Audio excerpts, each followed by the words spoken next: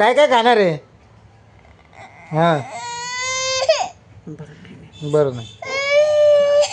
आंबा खायचा ना? आंबा खायचा का? अजून जोऱ्यात.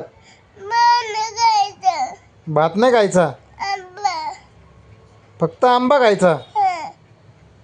भात पण खायचा. पाटके देईल तुला.